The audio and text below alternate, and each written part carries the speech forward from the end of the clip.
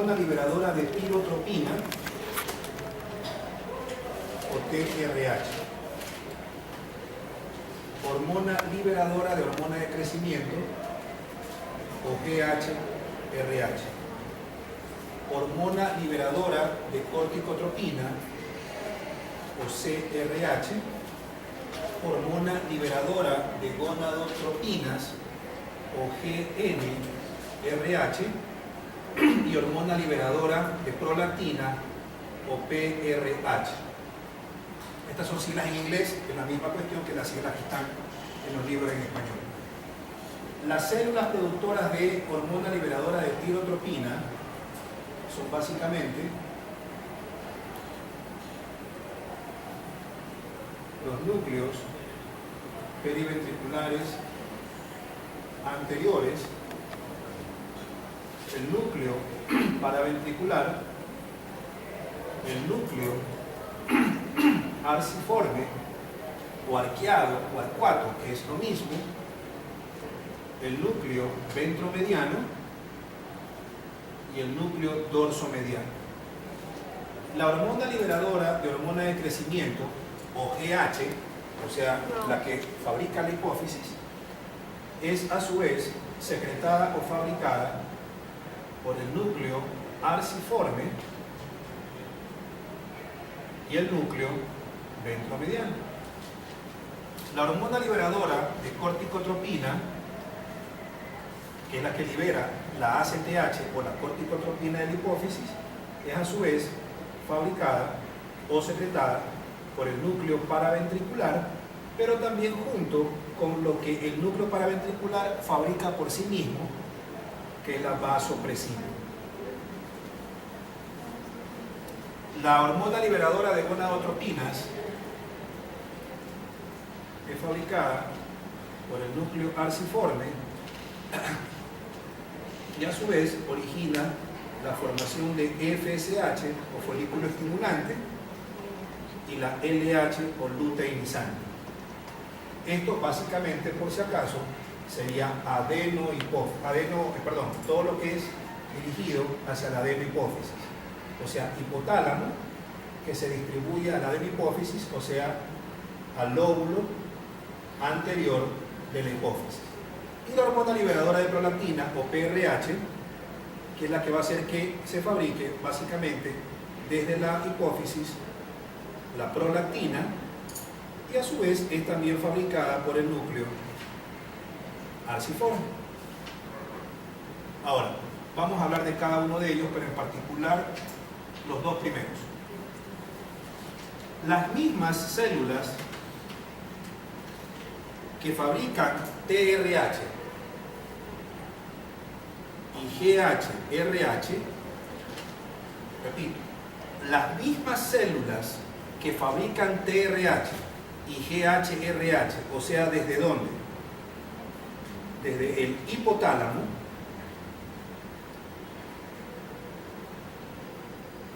fabrican dopamina y somatostatina. Entonces repito, las mismas células que fabrican TRH y GHRH, o sea, en el hipotálamo, fabrican dopamina y somatostatina.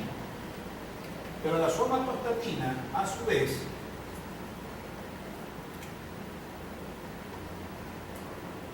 inhibe a la TSH, que es fabricada por la hipófisis, inhibe a la GH por hormona de crecimiento, pero también disminuye la insulina y el glucagón. Ahora, esta es una cuestión muy clínica, pero les va a servir. La GH, que es la hormona de crecimiento, cuando está muy elevada en personas en las que ya se han cerrado los núcleos de osificación epifisarios, cuando ya estamos como que grandecitos, el aumento produce algo que se llama acromegalia. La persona no crece en longitud porque ya los núcleos de osificación se han cerrado, se han solidificado, pero básicamente el crecimiento es en el sentido de amplitud de los huesos. Personas con huesos o macizo facial muy amplio, o sea, una cara muy grande en el sentido diametral, los huesos metacarpianos, metatarsianos muy anchos, etcétera, etcétera, a eso se le llama acromegalia. Pero cuando los puntos de osificación no están totalmente cerrados o solidificados, produce el gigantismo.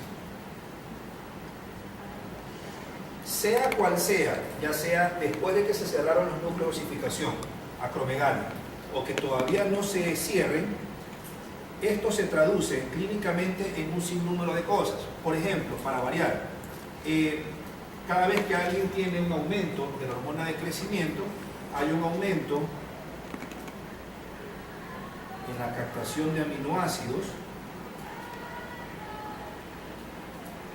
hay un aumento en la destrucción lipídica, o sea, lipólisis, hay un aumento óseo, o sea, del hueso, hay un aumento del grosor muscular, o sea, músculo, y hay un aumento del grosor cartilaginoso, o sea, del cartílago. Pero, interesantemente, produce hiperglicemia, o sea, aumento de glucosa en sangre. El aumento de glucosa en sangre es porque hace que la persona se torne intolerante a su propia insulina. Y como no tolera su propia insulina, la insulina intolerada por el cuerpo no funciona. Y al no funcionar la insulina, no destruye, como quien dice, la glucosa, y la glucosa aumenta y aumenta y aumenta y aumenta, ¿sí? Y todo eso lleva a diabetes, obviamente diabetes mellitus, ¿sí? Pero resulta que interesantemente los tumores que producen aumento de hormona de crecimiento, obviamente son tumores que están ubicados ¿en dónde? En la hipófisis. Pero resulta que las mismas células que fabrican TRH y GHRH fabrican también somatostatina. Y el propósito de la somatostatina es benéfico, a medias o entre comillas. Benéfico, ¿por qué es? Porque también se lo conoce como factor inhibidor de la GH, o sea, de la hormona de crecimiento. Por lo tanto, su propósito, la somatostatina, es inhibir a la GH. ¿Sí? Pero resulta que la misma célula que lo fabrica, al producir un factor que lo inhibe a la hormona de crecimiento, termina produciendo la misma hiperglicemia que produciría el mismo tumor. No sé si me hago entender. ¿Sí? O sea, ustedes pueden tener un aumento en la hormona de crecimiento, pero el aumento de la hormona de crecimiento produce aumento de la glicemia. ¿Sí? Resulta que para inhibirlo necesito somatostatina. La somatostatina me disminuye la secreción de GH, pero aunque me la reduzca, no me reduce el riesgo a tener hiperglicemia. O sea, de una o de angas o de mangas, como se diría vulgarmente, ya sea o la cura, la somatostatina, o la misma patología, a pesar de que la somatostatina se usa como tratamiento, pero termina produciendo diabetes, porque producen la misma reacción frente a la tolerancia a la insulina, o sea, hacen intolerante al individuo frente a su misma insulina. Y al hacerlo intolerante, aunque sea tratamiento, pero termina provocando la misma diabetes que si no hubieran usado somatostatina y hubieran dejado que el tumor productor de exceso de producción de hormona de crecimiento siga avanzando en su crecimiento. No sé si me hice entender. ¿Sí? Entonces traten de no olvidarse de eso. Otro par de cositas. Allá. En relación a ciertas hormonas que estamos viendo ahorita, vamos a ver como que las que más van a utilizar ustedes en el futuro. La dopamina, que vuelvo repito, es fabricada por las mismas células que fabrican la TRH y la GHRH. La dopamina aumenta durante el embarazo. Aumenta también en la lámpara del embarazo, o sea, en el seguro de embarazo.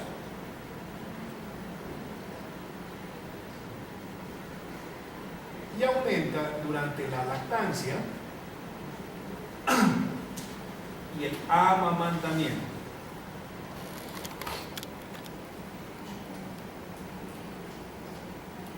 Dos, la prolactina. La prolactina aumenta durante la lactancia y el amamantamiento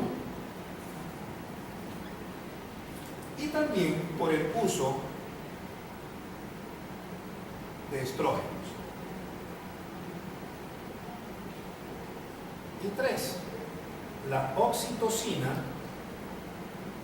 que es fabricada por el núcleo paraventricular, al igual que este fabrica vasopresina y oxitocina, o sea, desde el lóbulo posterior de la hipófisis, a través de la cual se secreta lo que fabrica el hipotálamo. La oxitocina aumenta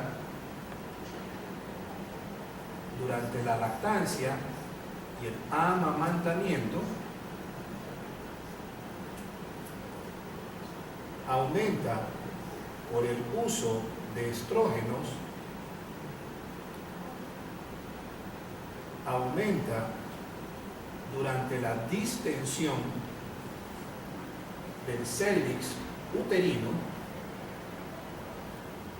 y aumenta también durante el trabajo de parto.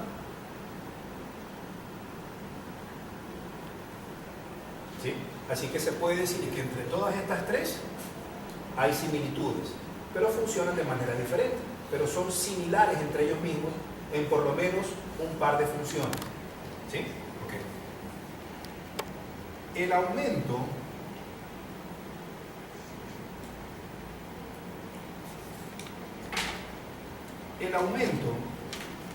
de TRH,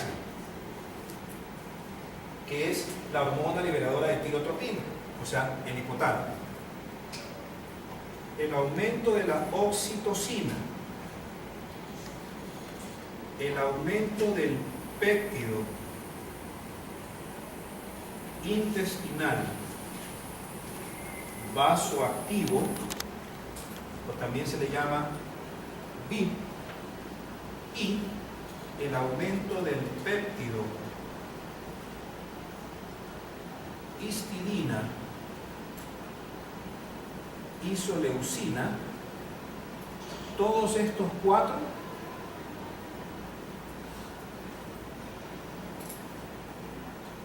aumentan la prolactina.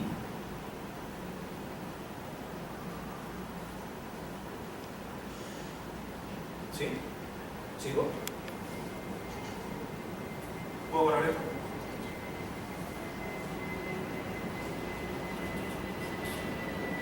Entonces, ya les dije, la somatostatina disminuye la TSH, disminuye la GH, disminuye la insulina y disminuye el glucagón. Y a su vez, la TRH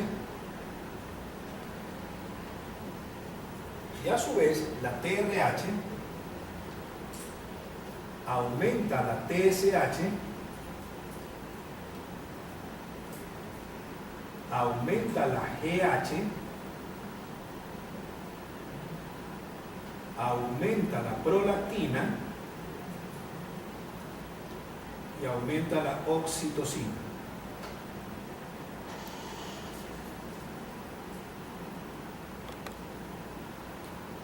¿Sí? Y para finalizar, la dopamina en relación al hipotálamo es 100% antagónica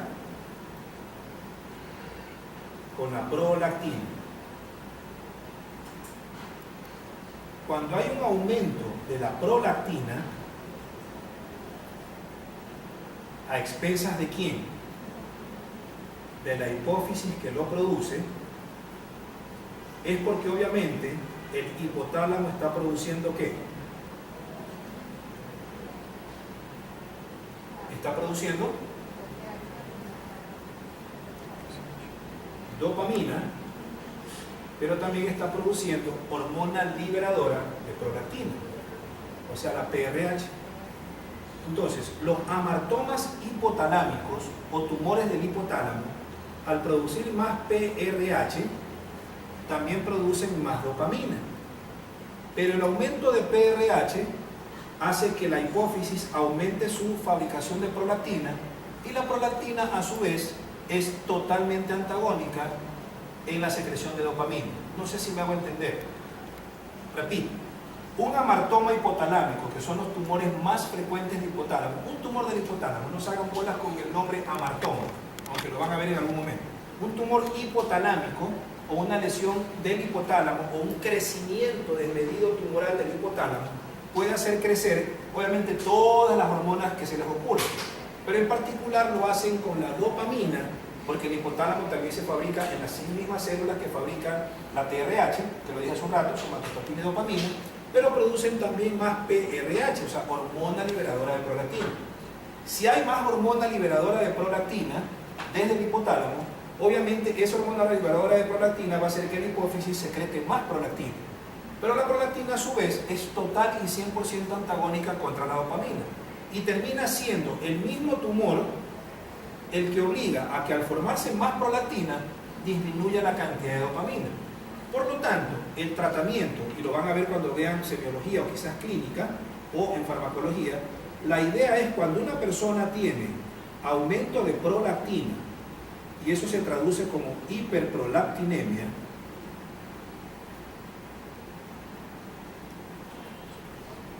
básicamente cuando muestra síntomas clínicos, en particular o en específico en una mujer, produce, como hay mucha prolactina, y la prolactina está en relación con la lactancia, la mujer puede no estar embarazada, pero produce secreción de leche, y a eso se le llama galactorrea. Pero como es antagónica en relación con el embarazo, lo que produce es amenorrea, o sea, desaparición de las reglas, y da la impresión de que fuera un pseudoembarazo. Por eso dije yo lo de pseudoembarazo o falso embarazo, porque produce una amenorrea. Ahora, el procedimiento fisiológico que hace que una mujer, en forma, digamos que fisiológica, tenga hiperprolactinemia, es el buen uso que le den los varones a los pezones de las mujeres. El buen uso entre comillas, ¿saben a qué me refiero? Entonces, mientras más se estimulan las glándulas mamarias, o sea, los senos o los pezones de una mujer, el aumento es más evidente en relación con la prolactina. Y ese aumento de prolactina termina siendo fisiológico. Pero fisiológicamente hablando, al aumentar la secreción de prolactina en sangre y producir hiperprolactinemia, la llevan a una mujer sin querer queriendo a galactorrea, o sea, que fabrique leche sin haber estado embarazada, sin haber salido de un embarazo, sin haber parido, pero también le quitan sin querer queriendo las reglas y producen amenorrea. Entonces ustedes, para tratar el exceso de prolactina, lo que utilizan es una droga que inhiba la secreción de prolactina. Y la mejor forma de inhibir la secreción de prolactina es darle algo parecido a la dopamina. ¿Y qué es lo que le dan? Le dan algo que se llama agonistas de dopamina o agonistas dopaminérgicos. Y ya no me meto en esto, pero esto ya lo van a ver en farmacología, los que vayan con mi tío. Entonces tenemos, qué sé yo, la bromocriptina,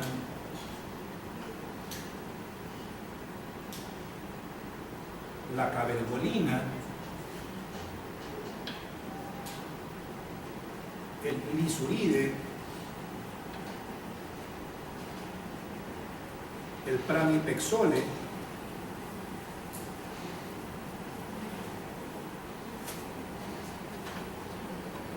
el pergolide y un par más que no recuerdo. Sí me he tenido más o menos idea, ¿no?